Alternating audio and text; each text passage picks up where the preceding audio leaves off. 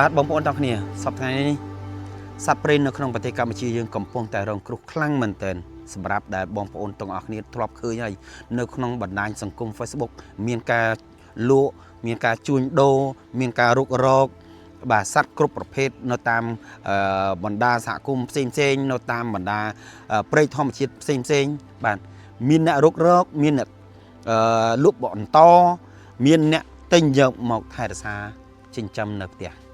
រឿងនេះបញ្ហាធ្ងន់មែនទែនសម្រាប់សត្វព្រៃនៅក្នុងប្រទេសកម្ពុជាយើងដោយពួកគាត់កំពុងតែមានការព្យាយាមនឹងការលក់ដូរបង្ហោះនៅតាមបណ្ដាញសង្គម Facebook ដោយមិនមានភាពញញើតមិនមានភាពភ័យខ្លាចទៅលើអាជ្ញាធរមិនមានភាពភ័យខ្លាចទៅលើការបាទទៅលើច្បាប់នៃព្រះរាជាណាចក្រកម្ពុជាទាល់តែសោះខ្ញុំសូមជម្រាបផងដែរប្រសិនបើបងប្អូនទាំងអស់គ្នាចង់ចូលរួមជំនុំការពារនិងអភិរក្សសត្វព្រៃកម្ពុជាបងប្អូនទាំងអស់គ្នាគួរតែកុំទិញសត្វយកមកថែរក្សាឬក៏ចិញ្ចឹមនៅក្នុងផ្ទះរបស់បងប្អូនទាំងអស់មុននឹងបងប្អូនស្រឡាញ់សត្វឧទាហរណ៍ថាសត្វកូនសត្វមួយបងប្អូនគិតថាយកកូនសត្វហ្នឹងមកចិញ្ចឹមថែរក្សាគួរឲ្យស្រឡាញ់ណាស់បាទការស្រឡាញ់របស់បងប្អូនទាំងអស់គ្នា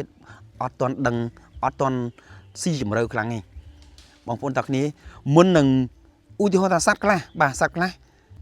មុននឹងបានកូនវាមកគេយកកូនវាយកមកលក់ឲ្យបងប្អូនទាំងគ្នាយកមកថែរក្សាមកចិញ្ចឹមហើយពោលពាក្យថាស្រឡាញ់ខ្លាំងហ្នឹងមិនដឹងថាព្រានបានសម្លាប់ម្ដាយរបស់វាអត់សត្វខ្លះដែលវាក៏អោបកូនណាបងប្អូនទាំងគ្នាអោបកូនលុះត្រាតែវាស្លាប់ទើបកូនហ្នឹងគេអាចយកបានបើមិនម្ដាយមិនស្លាប់ទេគឺព្រានបាទអ្នកប្រមាញ់អ្នកចង់បានកូនហ្នឹងមិនអាចយកមកបានទេព្រោះដោយសារអីដោយសារតែកូននិងម្ដាយនឹងគឺនៅអោបជាប់គ្នាតែម្ដងពេលខ្លះបងប្អូនទាំងគ្នា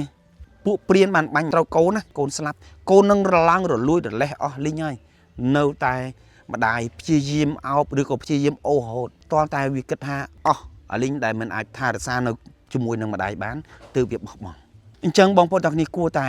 គិតពីរឿងបាបមុនផងមុននឹងបងប្អូនទិញសត្វនឹងយកមកថែរក្សាមុននឹងទិញយកមកចិញ្ចឹមបងប្អូនត្រូវគិតថាវាត្រូវបានគេសម្លាប់ម្ដាយវាបាត់ទៅហើយបានមានកូននឹងបានមកដល់បងប្អូនទាំងគ្នាអញ្ចឹងបងប្អូនទាំងគ្នាសូមចូលរួមការពារនិងអភិរក្សសត្វព្រៃនៅក្នុងប្រទេសកម្ពុជាយើងទាំងអស់គ្នាសូមកុំព្យាយាមបង្កើតទីផ្សារឲ្យអ្នកប្រមាញ់បាទអ្នករុករកកូនសត្វអ្នករុករកចាប់សត្វ